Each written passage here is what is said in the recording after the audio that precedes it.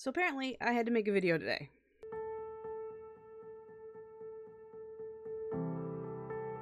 This video is going to be a little strange. I'm going to be using this as a twofold video because I am not okay today. Well, I mean, okay, I am. This is gonna act as a vlog / update video. I know I just did one the other day, but this one is for, in particular, the D&D series with Phoebe talking about the characters, the one I've been animating. And it's in its works. I'm going to show you what that looks like here.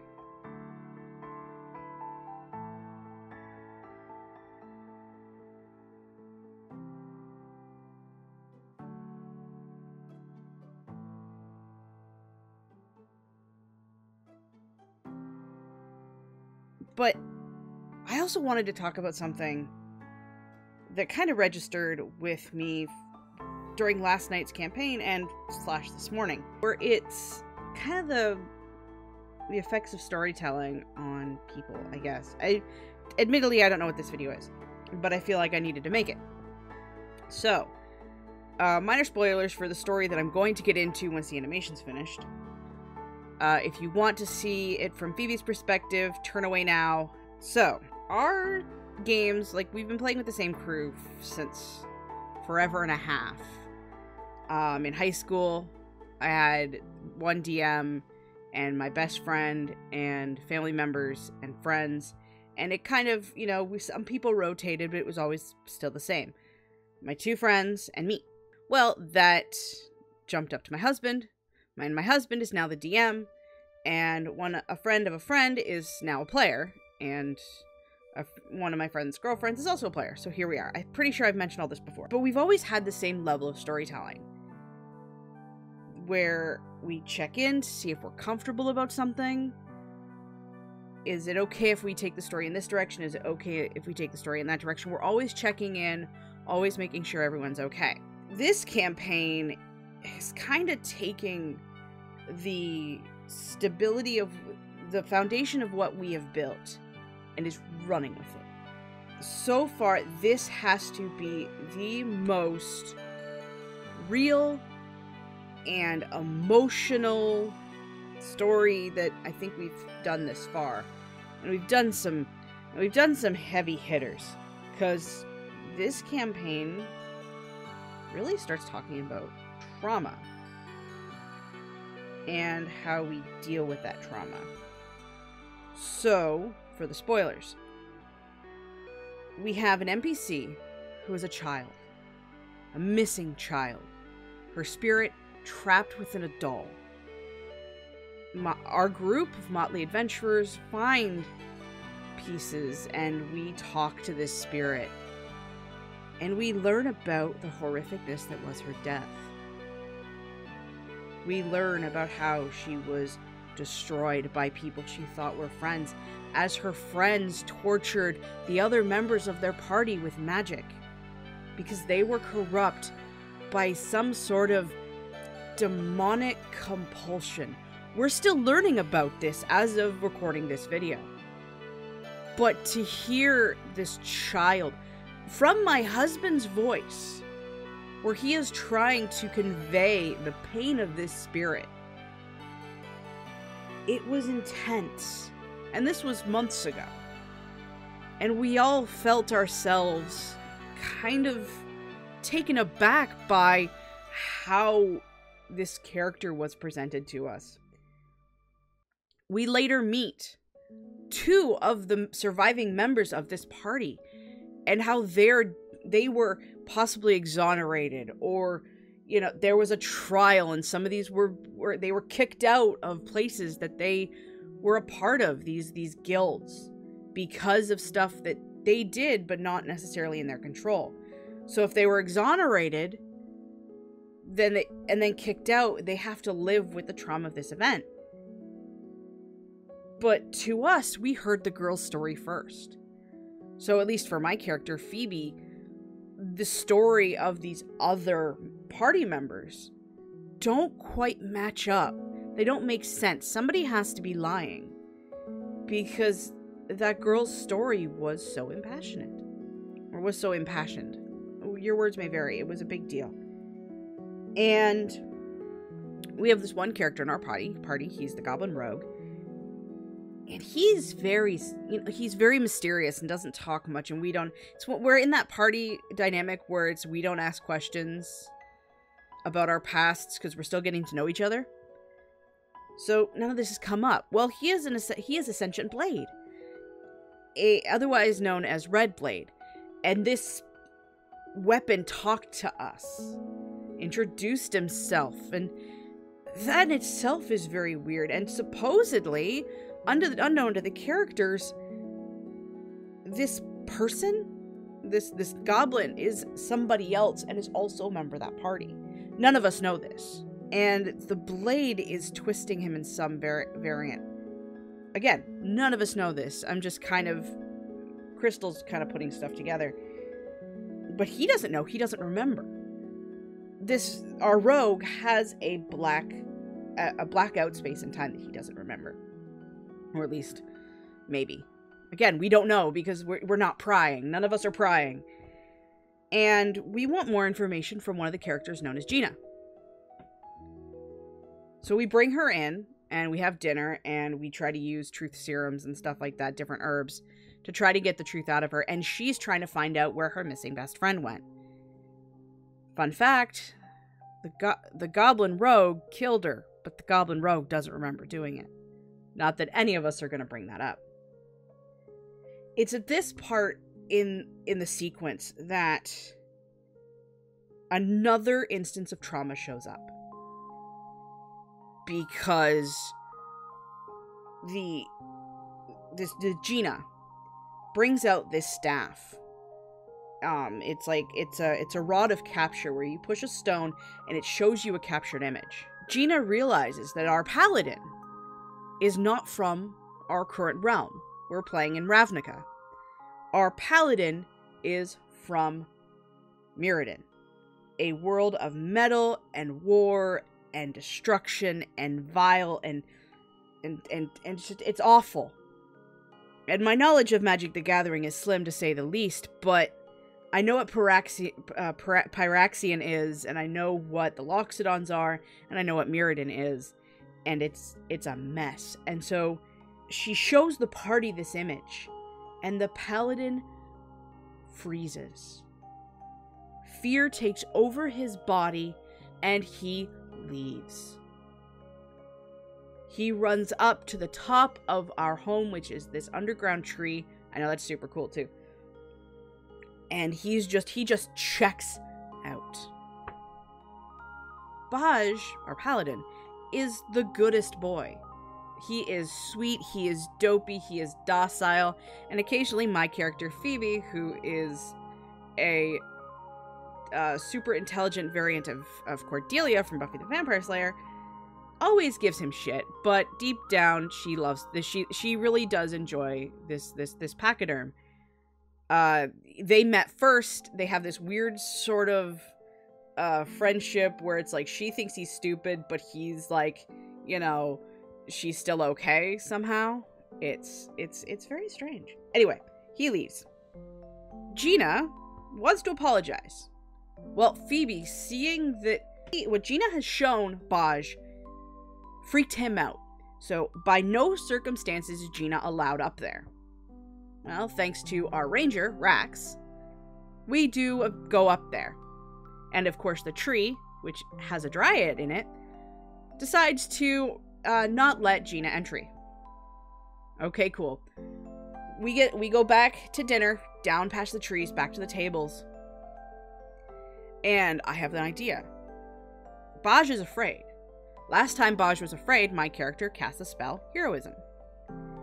And Heroism allows you to be immune to fear. And gives you temporary hit points. So, Phoebe goes off to try to help Baj again. Cast that spell. The fear is gone.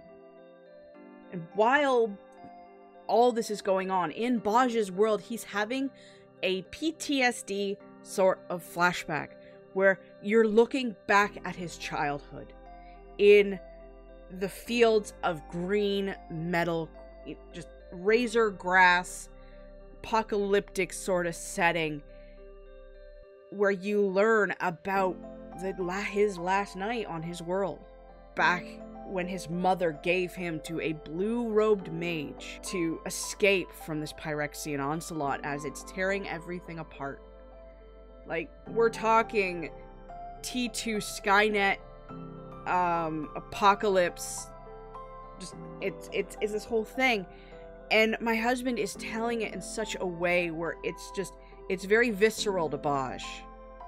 So when I cast that spell, he is remembering young Baj, who is terrified and has been given up by the one person who's supposed to protect him and stuff like that. And so he's dealing with the trauma of losing his mother and thinking that he did something wrong because she's just off to try to stop the stuff that's happening. None of us really know what's going on. He comes out of it. First thing he does is see my Steel Defender, because my character is an artificer, a creature made of pure metal. He reacts to this PTSD event and tries to beat the shit out of my dragon mount as I'm attached to it. The first thing he does is clock Phoebe in the face and take me down by half my hit points. And Phoebe doesn't understand what's going on. She knows that Gina showed him something and then he changed. So she doesn't blame Baj for what's happening. Because this isn't him, something's wrong, but he has now become violent against her and against his demon, or her mount. So now she is doing everything in her power to snap Baj out of it. Not to attack him, but I use Create Water to soak him. I'm, waving my arms, trying to get, to separate Baj and my Steel Defender. I'm a gnome, so I'm like this big compared to a Loxodon Paladin. And eventually it does snap him out of it. And that he's like, wait, what? Phoebe wastes no time and takes the fight to Gina because she did something, it's her fault. A fight ensues, not much, it's one-handed because Gina just takes it. And we end up seeing the rest of the captured image and learn more about some of the stuff that's going on. But none of our questions are immediately answered. And Baj doesn't recover. Not really. We continue on with the rest of the event. Gina leaves, and we go on this mission to find out why someone tried to steal the rogue's dagger. Well, not someone, it was Gina's best friend. Or Gina's best friend was supposed to meet someone. It was supposed to be a drop, so we went to go find it. And we met with a shadow creature, which we're currently, as of right now, still working through the combat. So that's where we are. We all get to sit with what happened to Baj because we're not watching Baj's reaction as characters, we're watching it as players. Oh, another thing that happened, which is kind of strange, is the sentient blade offered the rogue the ability to kill the shadow master that was casting all the shadow magic. Because, like, right now, the field is perpetuated in darkness. It gives him permission. Phoebe is used her familiar to watch from above where this shadowcaster is to help the ranger get a shot because it was invisible. So as all this is happening and Phoebe's moving in her familiar and looking through its eyes almost unconsciously because she's focusing on it and just does it. She doesn't even think about it. She just jumps into this familiar's eyes and she sees the rogue change. He becomes demonic in nature, laughing, and the smile is stretched out in some horrific grin as he's attacking the Shadowcaster and the Shadowcaster's demon minions. And it's like Dazaz, the rogue, is no longer part of himself. So then there's that we have to deal with at some point, because something is not right with that blade, but we don't know. We just think it's kind of cool, and Phoebe just thinks it's kind of cool, so she's not tipped off by the fact that this is wrong. Something is very, very wrong. That's the intensity that was last session. And I want to circle back to Baj, because this morning, which is the reason why I decided to make this video, was my husband issuing us a challenge. What is a song that best fits your character? He gave one for Red Blade. A very interesting song that just kind of like, yeah, no, that's definitely a psychotic serial killer, Blade. And I threw mine up. Now, you might have heard me mention this song before. It's called Play With Fire. I'm gonna link it down below, because why not? And that's Phoebe's song, for the most part. It's a little bit more villainous than Phoebe is, but she loves just lighting the match and watching things happen, because everything is a case study. Everything is something for her to learn. She doesn't care about the side effects, because the side effects are part of the results. It's Baj's song that led me to this moment right now. And now we're talking about trauma, because his song was Two Worlds by Phil Collins from the Tarzan soundtrack. And I'm gonna pull the lyrics up, because I can't actually put the song up. Put your faith in what you most believe, two worlds, one family. Trust your heart, let faith decide to guide these lies we see. That's Baj in a nutshell right there. The first paragraph, the first lyric, the first stanza, the first, however you want to word it. Because he is a Loxodon paladin of the Selesnyan, which is kind of this druidic sort of guild, life will find a way sort of deal. And it's his faith that holds him to everything. And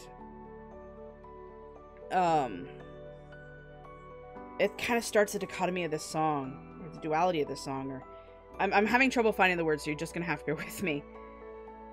Because that's the pride of the Loxodon Paladin, just the beauty of just who he is. He knows who he is. And that goes on with the second verse. A paradise untouched by man.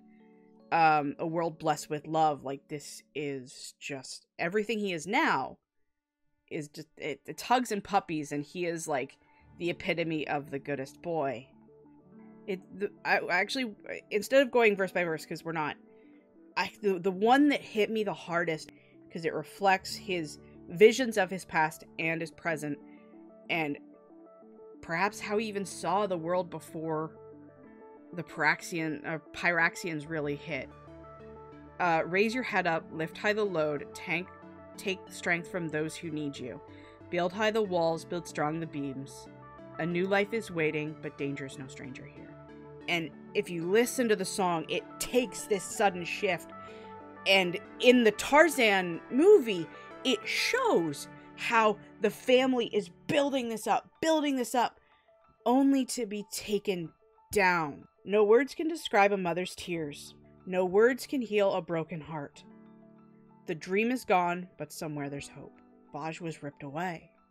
And for the most part, at least as far as I'm getting from the song, and if you're watching this, I let me know in the comments, Baj, if I am off track, because this is just my perspective on the song you sent. Remembering the trauma, reliving the memories of what Baj had, his heartbreak being torn away from his life, his family, even though it's an apocalypse hellscape, being taken to a place where you can actually grow and thrive and be the paladin of the Selesnyan. Dealing with trauma, but not dealing with trauma because you forget. No, you don't forget. You push it away and you push it away and you push it away till you become something else. And it's in that moment that something reminds you of what you were. You get snapped back to that trauma. This is the power of storytelling. We're a bunch of nerds sitting around a table, or at least in this aspect, sitting on a screen through Zoom, we all know who we are, and we've all been through stuff, and we've done some things, and we've lived lives, and we've shared pain, but we're all just folk having a great time, and it's the characters that are going through these things. But it's the characters we're sympathizing with. At least I'm sympathizing with, and I'm a very emotional person, if you haven't figured that out yet. This is the story that our DM presented us, and this is the backstory that the player behind Baj created. And this is what it's brought out. Trust your heart, let fate decide to guide these lives we see. The question is, does Baj recover from what happened back when he was too small to really deal with it? The actual Storytime series behind this campaign is coming. I'm working on it. But I wanted to talk about my perspective on the last session, because my perspective is not the same as Phoebe's. Phoebe doesn't understand trauma. She doesn't know what trauma is, aside from getting hit with the giant lightning bolts. Her life has not allowed her this ability to understand. And she doesn't know how to handle the situation. To her, everything's normal. So, like I said, I don't know what this video is. I guess I kind of wanted to just get this off my brain, off my skin. Thank you for watching. If you like this video, like it, comment down below what you think. If I missed anything, let me know, and I'll try to explain it in the comments, because I'm having, like, none of this is scripted, none of this is planned. This is just me, camera, talking, telling you the story about what happened last night. So, yeah. Until then, thank you so much for watching. And we'll see you guys in the next video. Bye!